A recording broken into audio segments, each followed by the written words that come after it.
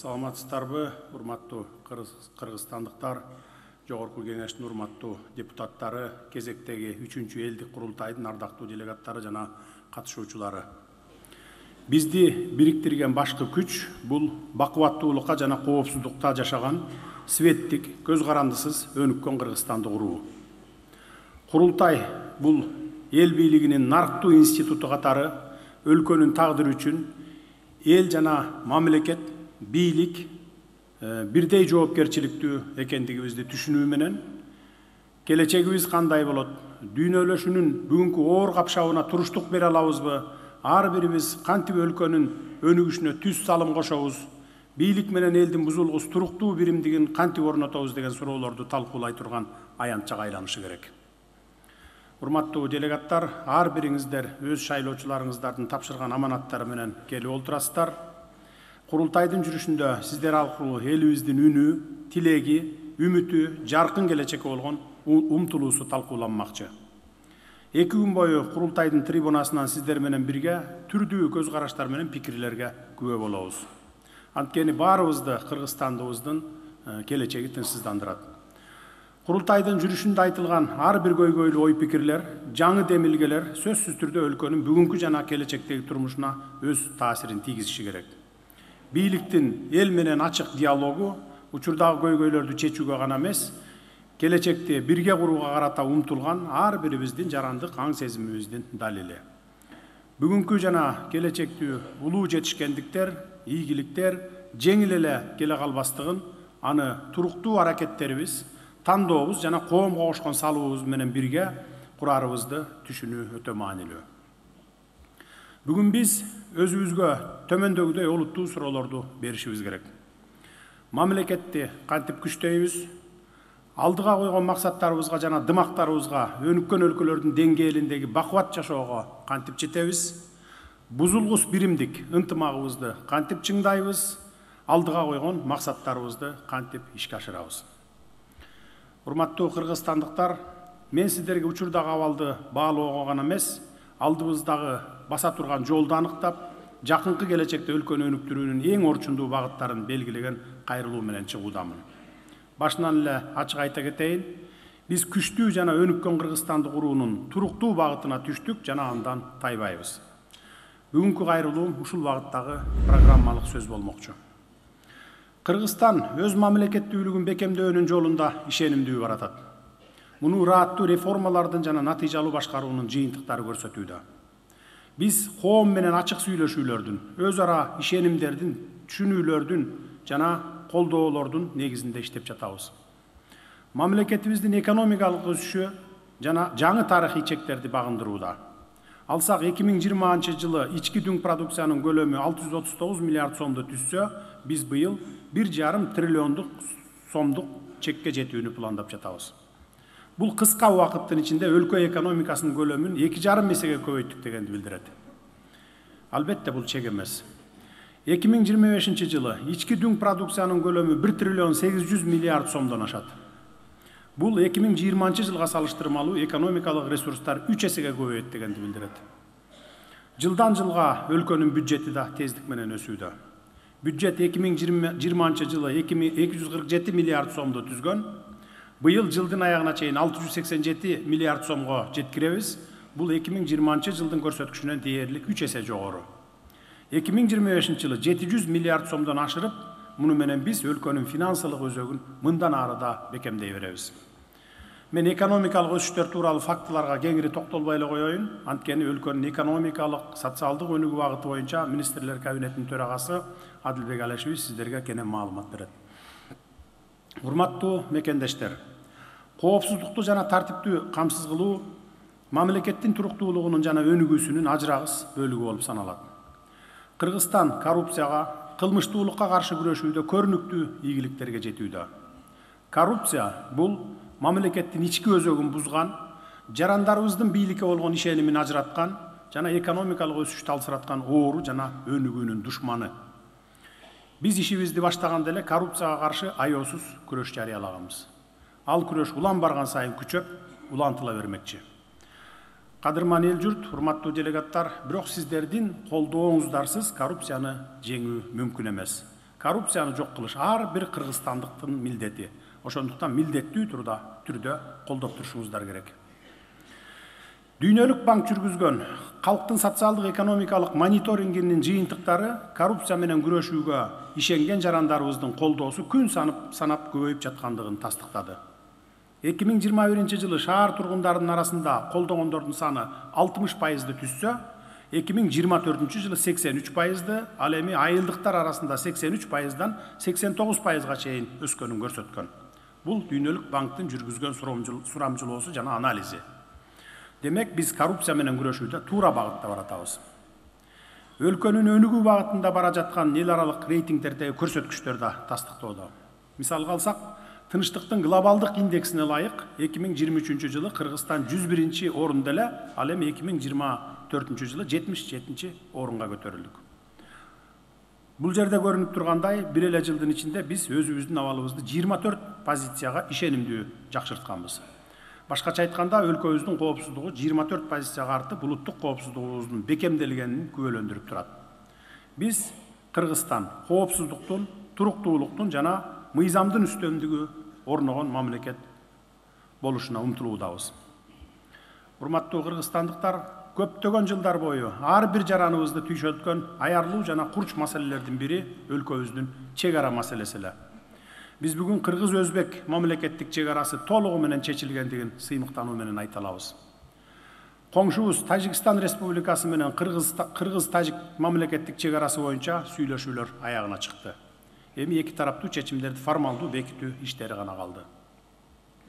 Чек ара маселелери боюнча бири-бирибизди түшүнүүнүн жана бардык тараптын сүйлөшүүлөрдүн дипломатиялык чеберчиликтин, тынчтыкты жана туруктуулукту сактоого бекем берилгендиктин аркасында гана ийгиликтерге жетишилди.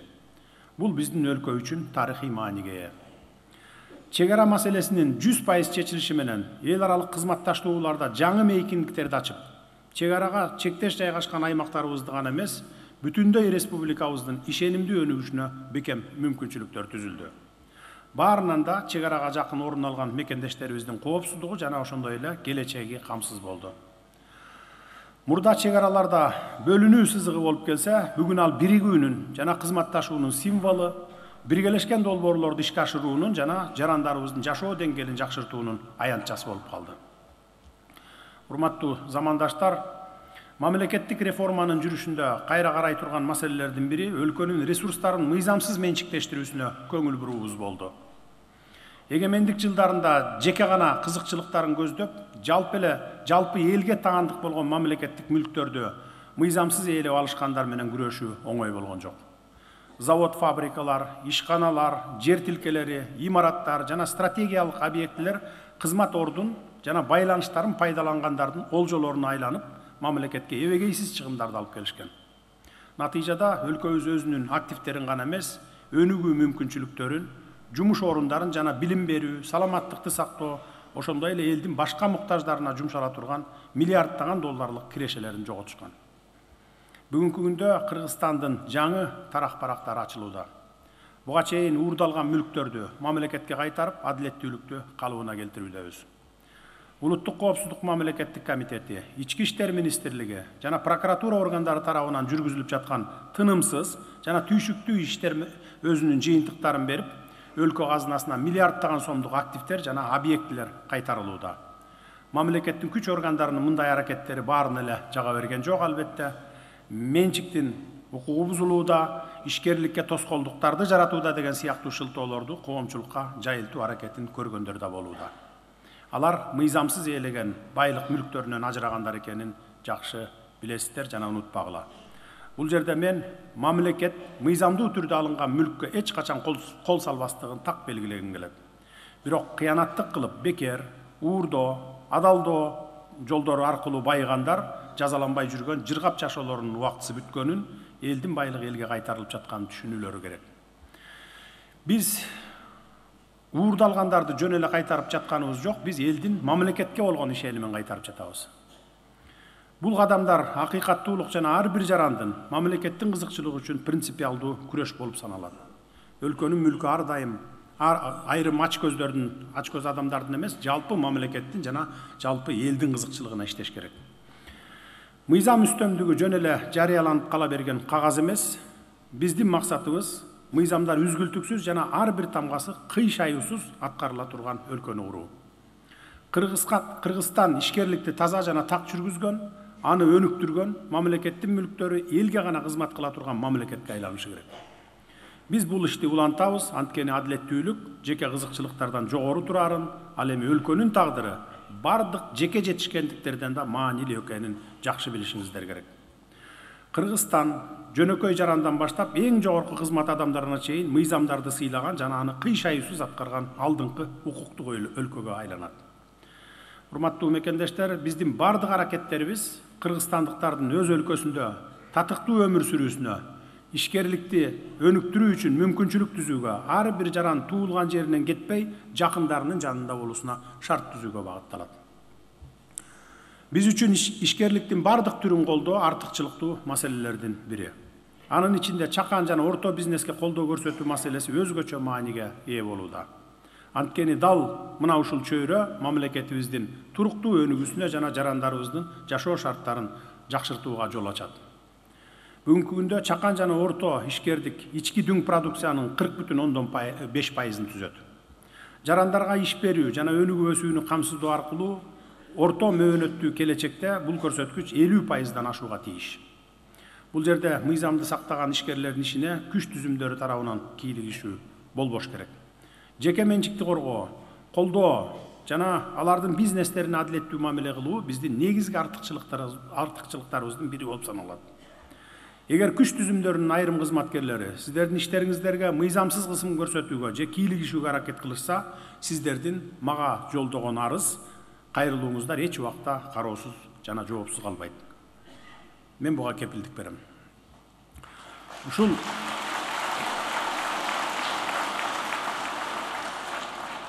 Ушул кайрылуумда айрым тармактарга тиешелүү тапшырмаларды бере кетүүнү туура көрүп турам.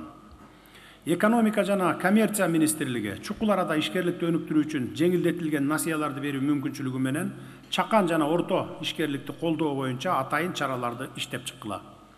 Өлкөнүн бардык банк секторлорунун өкүлдөрүнө да кайрыла кетейин. Банктардын ишкерлерге насыя берүү учурундагы сүткорлук ыкмасы бул насыялардын күрөөсүнө гана көңүл буруп жаткандыгыңарды өзгөртүш керек.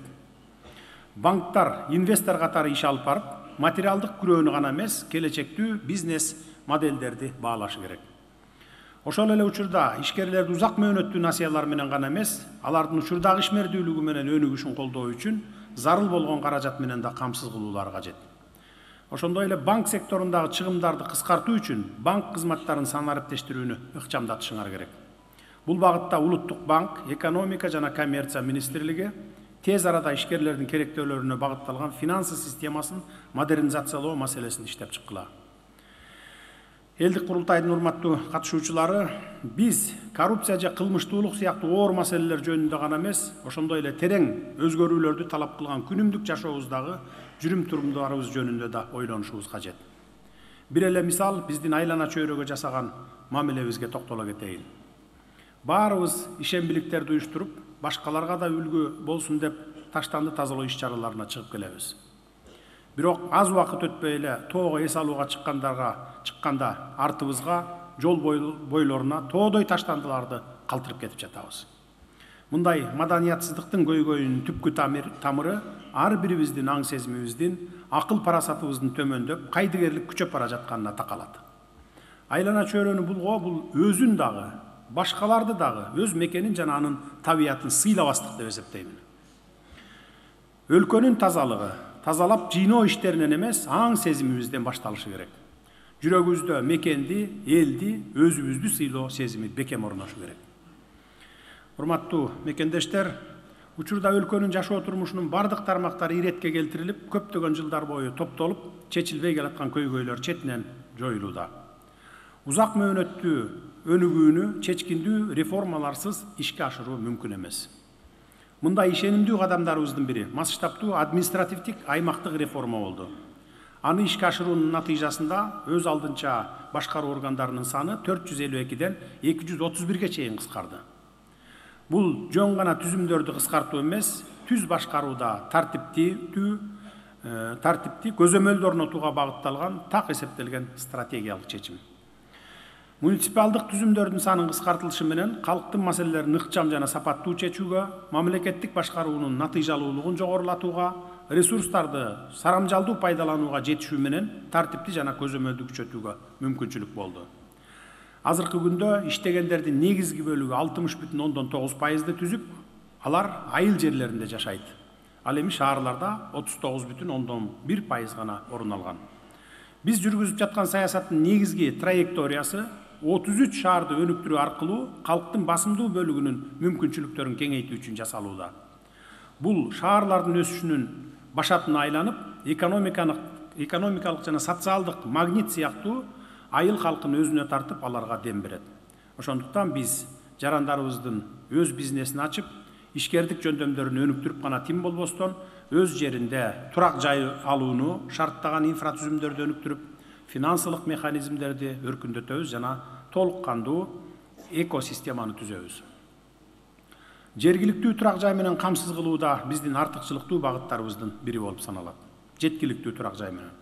Турак жай маселесин чечип эле койбостон, жарандарыбыздын жашоосу үчүн да туруктуу негиз түзүүдөбүз. Муну менен жакынкы жылдары өлкө боюнча 40 миңден ашуун жаңы батирлерди куруп бүтүрөбүз. Миңдеген үй бүлөлөргө ыңгайлуу шарттарды түзүүгө, жаңы жашоого реалдуу мүмкүнчүлүктөрдү жаратууга аракеттенүүдөбүз. Биз турак жайды мындан да жеткиликтүү кылуу, айылдардын экономикасын чыңдоо, аймактардын көтөрүү жана үй бүлөнүн узак мөөнөттүү бакубаттуулугун камсыз кылуу үчүн ипотекалык турак жай курулушун каржылоону мындан ары дагы уланта беребиз. Урматтуу мекендештер, коомдо туруктуулукту жана адилеттүүлүктү камсыз кылууга багытталган максаттуу жана жоопкерчиликтүү мамлекеттик саясат жүрүп жатат. Жарандарыбыздын татыктуу жашоосу камсыздалмайынча күчтүү мамлекетти элестетүү мүмкүн эмес.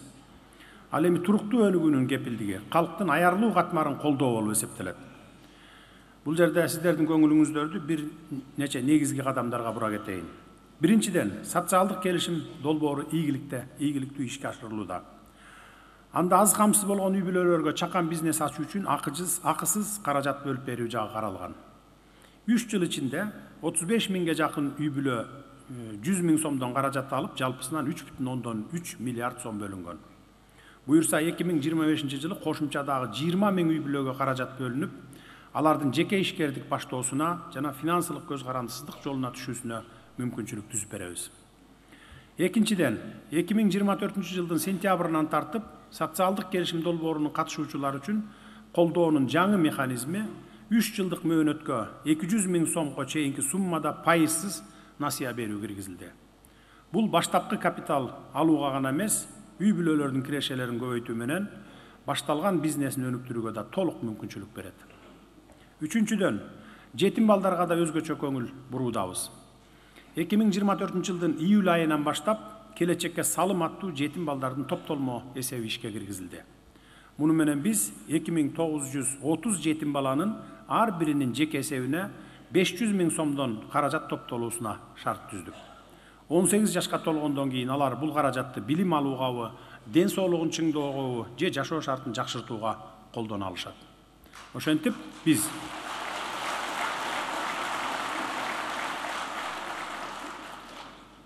биз социалдык жактан аярлуу категорияларга бир жолку гана колдоо көрсөтпөстөн, алардын мындан аркы өнүгүүсүнө, экономикалык көз карандысыздыгына жана татыктуу жашоосуна тиешелүү шарттарды түзүп жатабыз.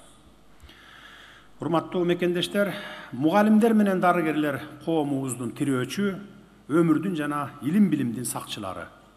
Алар биздин билимдүү болушубузга, ден соолугубузга кам көрө турган жана келечегибиздин пайдубалын түптөй турган адамдар. Алардын эмгегисиз маданияттуу, билимдүү коомду, дени сак улутту элестетүү мүмкүн эмес. Бирок мугалимдер менен дарыгерлерди урматтап сыйлоонун ордуна кемсинтип, кээде аларга кол көтөргөн жол берилгис көрүнүштөр коомубузда учурай калууда. Мындай көрүнүштөр мыйзамды гана бузбастан адепсиздиктин жеткен чегин көрсөтөт. Мен мындай көрүнүштөрдү кылымдардан бери келаткан аксакалдарды, элдин кызматтагылардын урматтоого, адептүүлүктү жана маданияттуулукту үйрөткөн наркыбызга жана салттуу динибизге болгон сокку деп эсептеймин. Мындай жосунсуз жоруктарга жол бербешибиз керек. Мекенге кызмат кылгандарды сыйлагыла, коргогула, урматтагыла деп ар бир кыргыз жаранына кайрылып кетер элем. Эгерде кимдир бирөө аларга карата зөөкүрдүк кылып, кемсинтүүчү мамиле жасаса, анда ал бүтүндөй коомго, адеп абийирге жана мыйзамга каршы иш кылган болот. Эгер биз келечекте туруктуу өнүгүү багытына түшкөн байгер мамлекет кургубуз келсе, улутубуздун саны артып, өзүнүн нарк наслин сактап өссүн десек, анда мугалимдерге жана дарыгерлерге болгон буга чейинки мамилени толугу менен өзгөртүшүбүз керек. Мындан ары мамлекет мугалимдер менен дарыгерлердин коопсуздугун камсыз кылуу үчүн тиешелүү чечимдерди кабыл алабыз.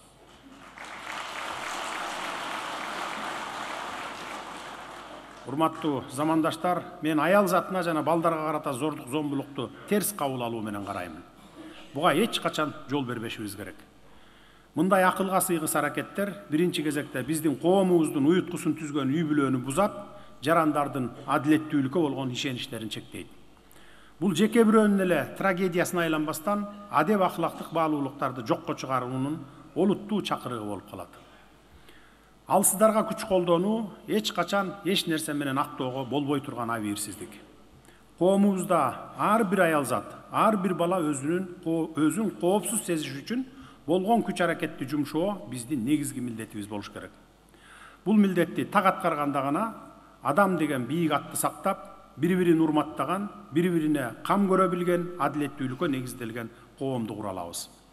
Укук коргоо органдарынын бирден бир ыйык милдети алсыздарды коргоо экендигин бир канча ирет эскертип келем. Ал эми күч түзүмдөрүнүн кимиси ушундай фактыларга шалаакылык кылып, көңүл коштукка жол беришсе, анда ал атуулдук ар намысынан эле ажырабастан, кызмат ордунан дагы кол жуйт. Биз ар бир аял заты жана ар бир баланы мамлекет тарабынан коргоону, колдоону, камкордук менен сый урматты сезген бейпил коомду курушубуз керек. Бул багытта эмгек, социалдык камсыздоо жана миграция министрлиги жогоруда айтылган маселелерди терең изилдеп, үй бүлө институтун бекемдөө боюнча иш-чараларды иштеп чыгып сунуштагыла. Ошону менен катар, жубайлардын көп балалуу болуу жагдайына да көңүл буруу зарыл. Мамлекеттик коопсуздук жана туруктуулукту чыңдоо маселеси калктын санынан түздөн түз байланыштуу болот. Эгерде калктын саны өспөсө, анда келечекте мамлекеттин экономикалык активдүүлүгү төмөндөйт, социалдык системалар оорлошот жана өлкөнүн коопсуздугун камсыз кылуу сыяктуу олуттуу кыйынчылыктар келип чыгат. Бириккен Улуттар Уюмунун талдоосуна ылайык, 65 жаштан жогорку курактагы адамдардын көрсөткүчү жалпы калктын 4%-дан азын түссө, анда ал өлкө жаш деп эсептелет. Эгерде бул көрсөткүч 4%-дан 7%-га чейин болсо, өлкөдө калктын улгайып бараткандыгынын белгиси. Улгайган адамдардын көрсөткүчү 7%-дан ашса, калктын улгайып калгандыгы катары сыпатталат. 24-жылдын башында Кыргызстанда 65 жаштан жогорку курактагы адамдардын көрсөткүчү 5,7%-га жеткен. Тилекке каршы бул Кыргызстандын калкы улгайып бара жаткандыгынан кабар берет. Бириккен Улуттар Уюмунун 2030 жылга карата болжомолу боюнча улгайган калктын көрсөткүчү болжол менен 7%-ды түзөт. Бул биздин өлкөдөгү калктын улгайуу тенденциясына өткөндүгүнүн белгиси. Мына ошондуктан мамлекет көп балалуу үй бүлөлөрдүн санынын өсүшү үчүн олуттуу кадамдарды жасоодобуз. 2026 жылдын 1-январынан тартып өлкөнүн бийик тоолуу жана алыскы аймактарында туруктуу жашаган көп балалуу энелерге финансылык төлөмдөрдү берүү пландаштырылууда. Алсак 4-чү балага 100 000 сом, 5-чи балага 600 000 сом, 7-чи балага 1 миллион сом, 8-чи балага 1 миллион 200 000 сом, 9-чу балага 1 миллион 500 000 сом, 10-чу жана андан көп балага 2 миллиондон ашык сом берилет.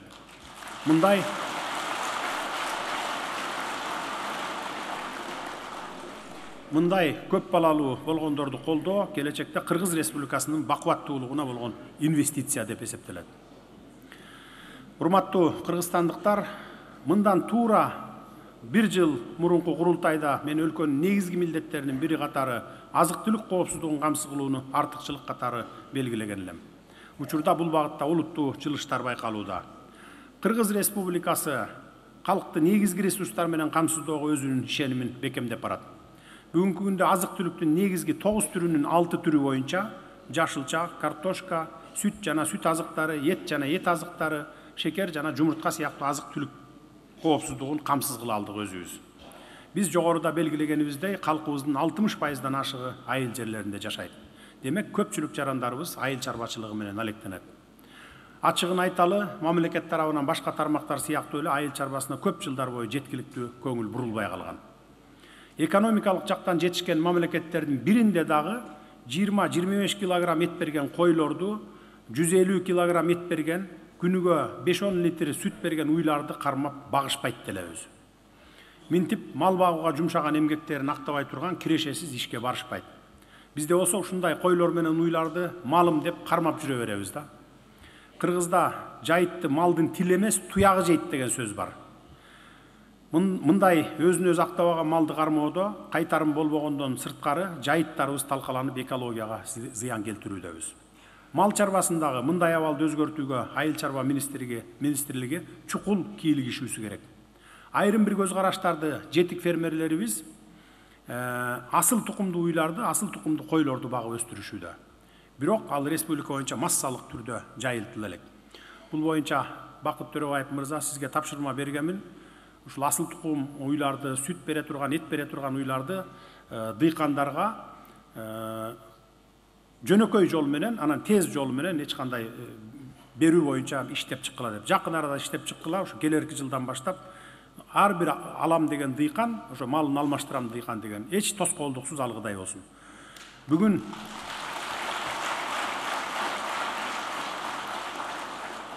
Бүгүн өнүккөн өлкөлөрдө орточо 1000-1000 килограмм эт берген, күнүнө 20 литрден кем эмес сүт берген уйларды 100-150 килограммга чейин эт берген койлорду багуу катардагы эле көрүнүш болуп калган.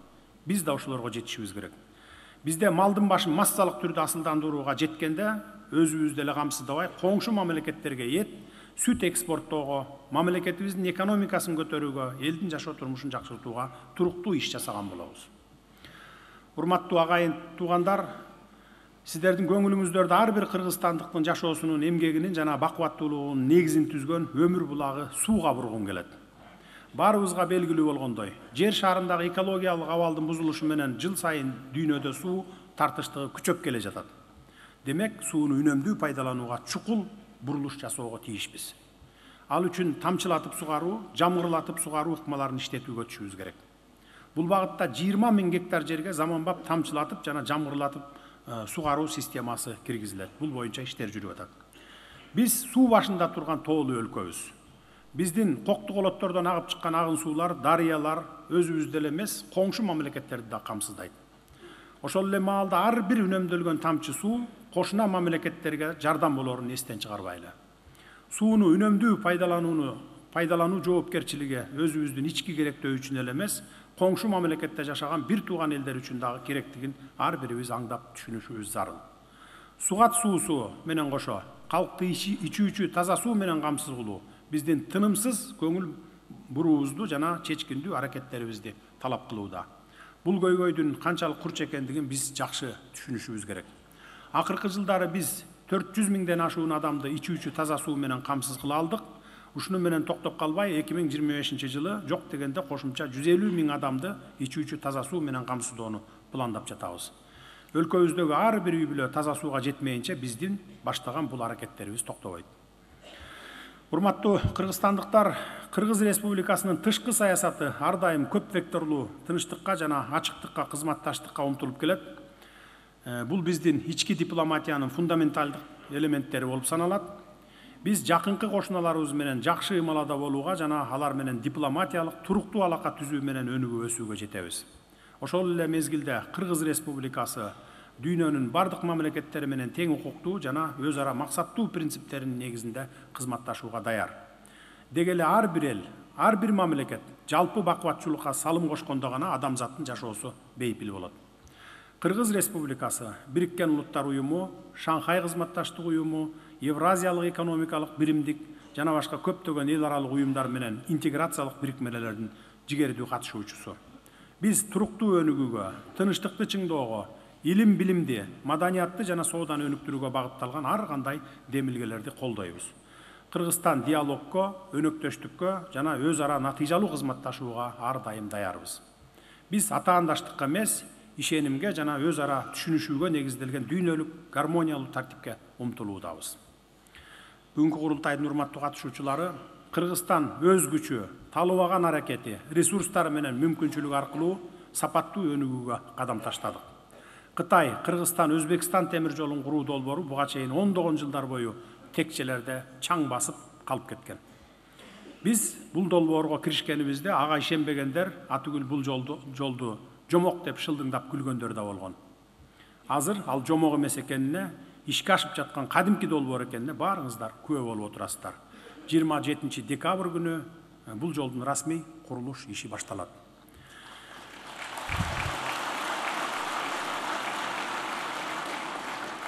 Бул жол чыгыш менен батышты байланыштырган стратегиялык көпүрө болот. Соода, туризм жана өнөр жай үчүн жаңы мүмкүнчүлүктөрдү ачат. Кыргызстан менен Кытай чек арасындагы бедел өткөрмө бекетинин ачылышы дагы өлкөбүздүн транзиттик потенциалын чыңдоодогу маанилүү кадам. Бул стратегиялык маанидеги объект жүктөрдүн жана жүргүнчүлөрдүн агымын тездетип, бизнес үчүн жаңы мүмкүнчүлүктөрдү ачып, негизги өнөктөштөр менен соода байланыштарды бекемдейт. Бедел биздин дүйнөлүк экономикага интеграцияны жана транспорттук инфратүзүмдү өнүктүрүүгө, прагматикалык мамилени жана Кыргызстанды эл аралык транспорттук хабка айландыруу боюнча кезектеги кадамдарыбызды көрсөтөт. Камбарата бир кеси, муундан муунга аңыз болуп айтылып, көптөн күткөн долбоор эле. Бул кыялдагы реалдуу ишке ашууда.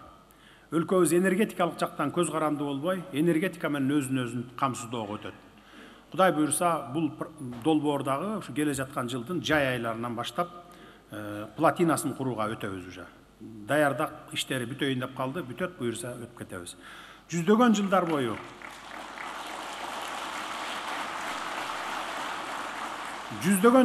биздин рызкыбызга айланган суу ресурсу келечекте өлкөбүздү алдыга жылдырган, экономиканы өнүктүргөн, энергия менен камсыз кылган жана электр кубатын экспорттоочу күч болот. Элдик курултайдын урматтуу делегаттары, биринчи, экинчи курултайларда сиздер аркылуу берилген элдин негизги тапшырмалары мектеп салуу, жол, көпүрө куруу сыяктуу күнүмдүк жашоо тиричиликтин суроо талаптары болгон эле.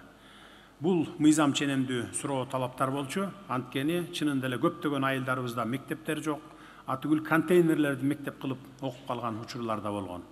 Жолдор боюнча сөз кылбай койсок деле болот, бирок бүгүн абал өзгөрдү. Мектептер, балабакчалар, ооруканалар курулуп, жолдор салынууда. Алдыбыздагы жакынкы жылдардын ичинде алыскы айылдарга чейин жолдор оңдолуп, мектеп, балабакча сыяктуу социалдык объектилер курулуп, суроо талаптар толук бүтөт. Бул мамлекеттик бийликтин аткара турган негизги милдети. Ага бир эле мисал, Зардалы айылын да электр жарыгы менен камсыз кылып, алыскы айылга жол салуудабыз. Кудай буйрса, бир жылдын ичинде жолун бүтүрүп беребиз.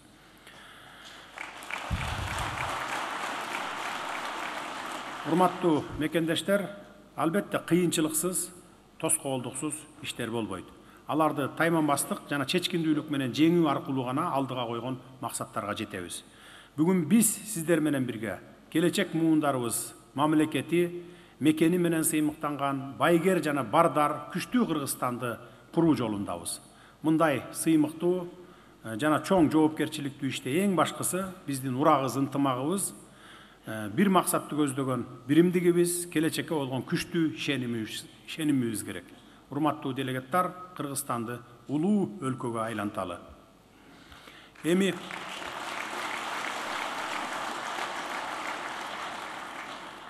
Эми сөздү көп узатып олтурбайын. Менин сөзүмдө белгиленбей калган тармактар да көп. Баарын айтып олтурсак 2 күн убакыт жетпейт. Ошондуктан алдыда сиздер менен бирге айтылбай калган тармактарды дагы талкуулайбыз. Адаттагыдай эле мен ар бир сиздер көтөргөн маселелерди жазып аламын.